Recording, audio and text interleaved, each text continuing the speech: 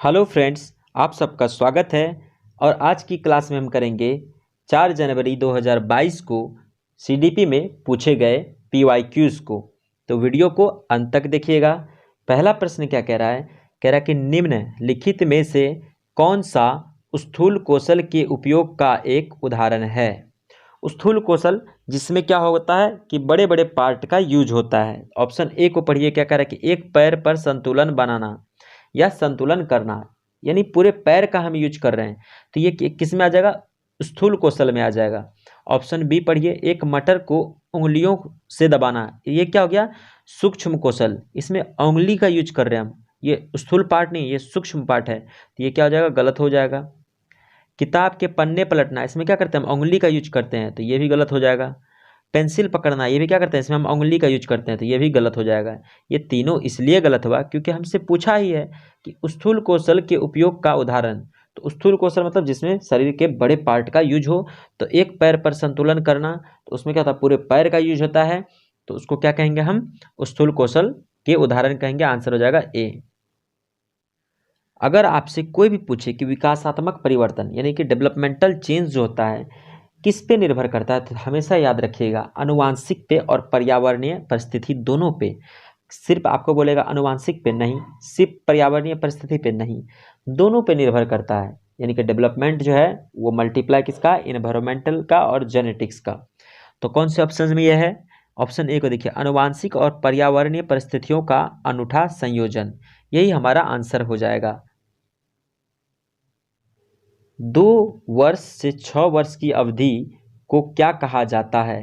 देखिए, 2 वर्ष से 6 वर्ष की अवधि को कहा जाता है प्रारंभिक बचपन कहा जाता है। देखिए, क्वेश्चन नंबर 4 क्या है? अभिकथन यानी असर्शन और रीजन यानी कि कारण। असर्शन कह रहा है कि शहरों में बच्चों का बहुत सारा खेल उन रियलिटी टीवी शो पर आधारित होता है जो वो देखते हैं। बिल्कुल सही बात है। शहर के बच्चे जो हैं उनका बहुत सारा खेल किस पे आधारित होता है? जो रियलिटी शो वो टीवी पे देखते हैं उस पे आधारित होते हैं उसके खेल। रीजन क्या कर रहा है? इन दिनों परिवार और साथियों के अलावा यानी कि फैमिली और फ्रेंड्स के अलावा मीडिया बच्चों के समाजीकरण का एक महत्वपूर्ण माध्यम बनता जा रहा है। बिल्कुल बात है। सोशल मीडिया जो है ये बच्चों के समाजीकरण का एक बहुत बड़ा माध्यम बनता जा रहा है। बच्चे जैसे देख रहे हैं वैसे सीख रहे हैं। तो एसर्शन जो था उसका रीजन क्या है? करेक्ट एक्सप्लेनेशन है। तो कौन सा ऑप्शन हो जाएगा? ऑप्शन ए देखिए, ए एंड आर दोनों सही है। बिल्कुल, ये भी सही है और ये भी सही है, और आर सही व्याख्या करता है ए की। बिल्कुल सही बात है। रीजन जो है, reason is the correct explanation of assertion, तो आंसर हो जाएगा ए। 5वां क्वेश्चन देखिए क्या कह रहा है कि पियाजे द्वारा अधिगम को सुगम बनाने के लिए, पियाजे जो है उसके द्वारा जो अधिगम है उसको सुगम बनाने के लिए निम्नलिखित में से कौन से कारक महत्वपूर्ण माने जाते हैं? तो क्या कह रहा है? शिक्षक की गतिशीलता। बिल्कुल सही बात है। शिक्षक अगर गतिशील होंगे तो अधिगम क्या होगा? अच्छा होगा। विविध सामग्रियों का प्रावधान, अगर विविध सामग्री मतलब गया अलग अलग प्रकार का सामग्री रहेगा तो क्या होगा? बच्चे का ग्रोथ अच्छा होगा। मध्य स्तरीय नवीन अनुभव प्रदान करना, बिल्कुल ये भी सही बात है कि नवीन अनुभव जब बच्चे को प्रदान किया जाएगा और मध्य स्तरीय, तो बच्चों का अधिगम क्या होगा? अच्छा होगा। सकारात्मक और नकारात्मक पुनर्बलन सुनिश्चित करना। देखिए, पुनर्बलन सकारात्मक देना, नकारात्मक देना क्या होगा? अच्छी बात नहीं होगा, तो ये गलत हो जाएगा। तो कौन सा ऑप्शन है जिसमें क्या है? 1 2 3 है, तो ऑप्शन बी है जिसमें क्या है? 1 2 3, तो option B is right answer. किस स्तर पर बच्चों में अपने आसपास की दुनिया के बारे में एक जीववादी दृष्टिकोण होता है और वे मानते हैं कि पेड़ पौधे और चलते हुए बादलों और लुढ़कते हुए पत्थरों की मंशाएं और इरादे हो सकते हैं? कौन से अवस्था के बच्चे होते हैं ऐसे मानने वाले? ये पूर्व संक्रियात्मक अवस्था, ऑप्शन बी। पूर्व संक्रियात्मक अवस्था के जो बच्चे होते हैं वो क्या कहते हैं? वो सोचते हैं कि बच्चों में आसपास की दुनिया के बारे में जीववादी दृष्टिकोण उसके अंदर होता है। वे मानते हैं कि पेड़ पौधों और चलते हुए बादलों और लुढ़कते पत्थरों की मंशाएं और इरादे हो सकते हैं।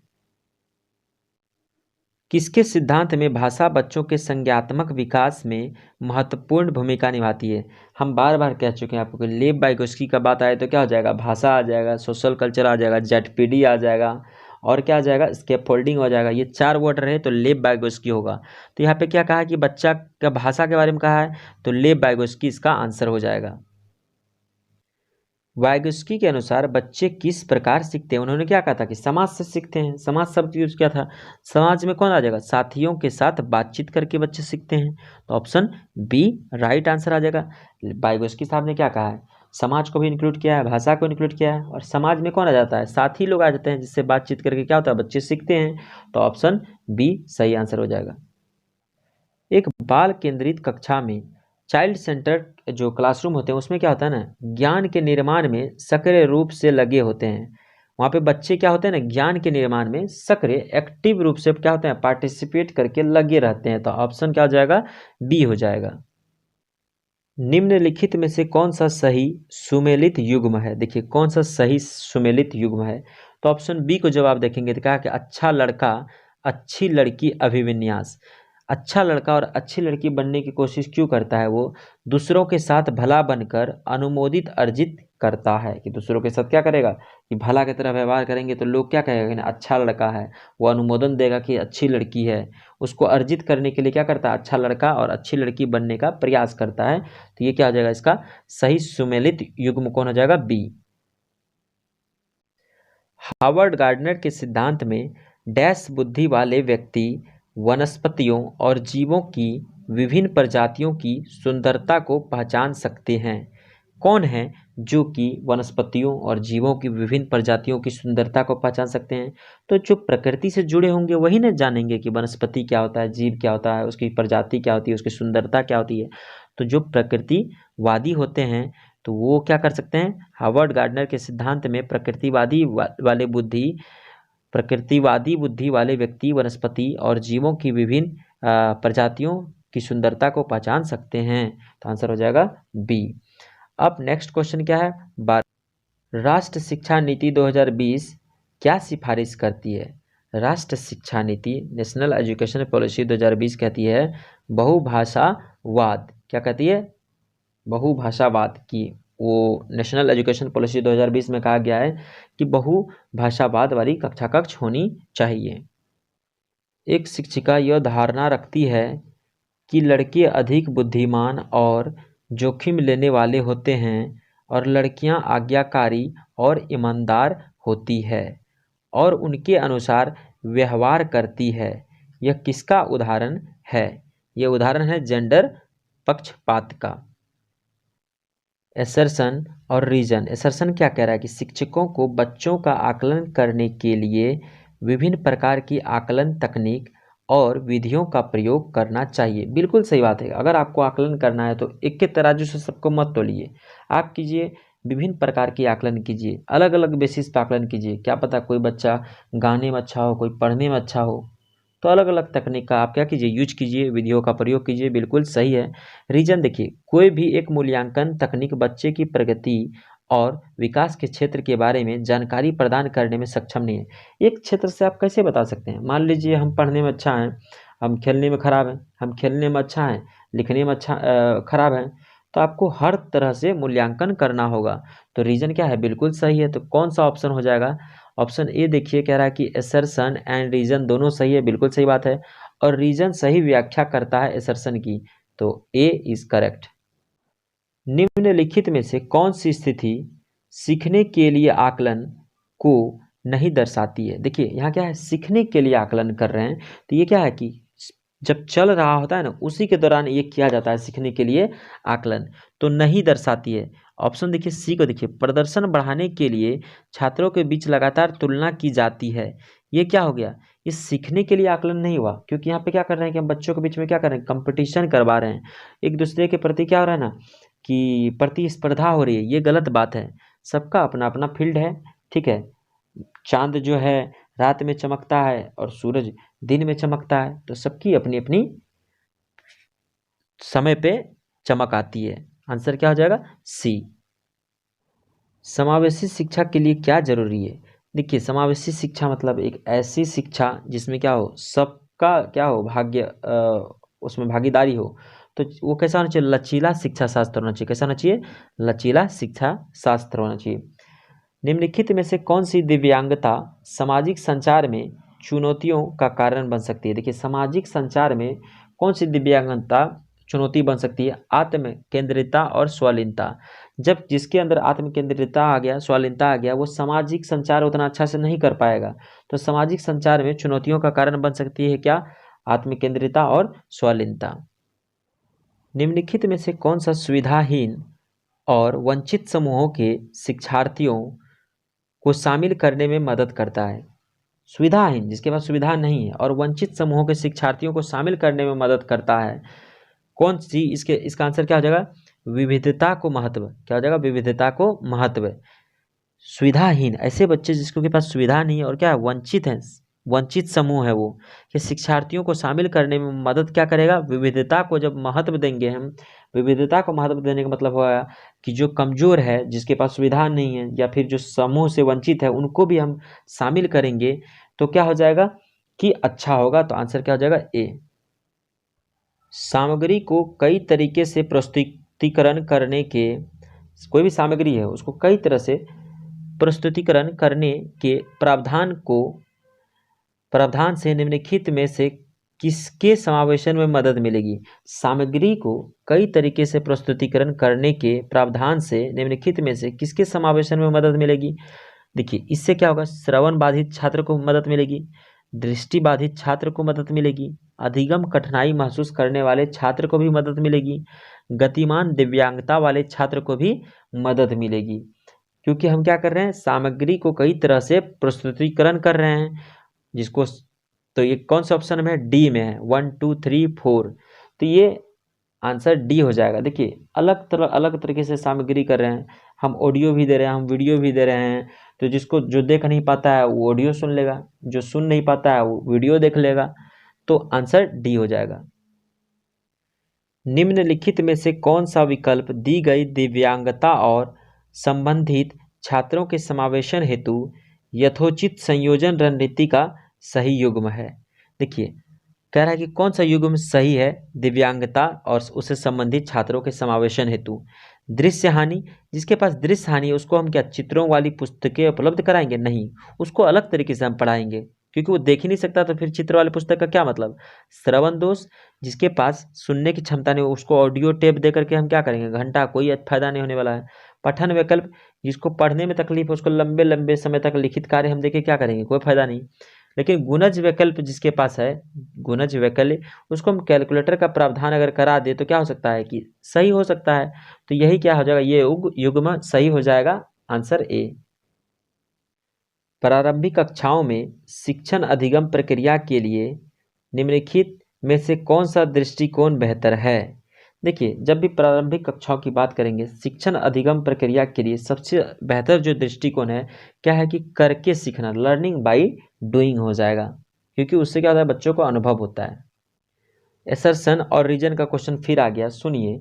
एसर्शन क्या करेगा? अधिगम के लिए विद्यालय के सामाजिक अवसरों में भागीदारी महत्वपूर्ण है।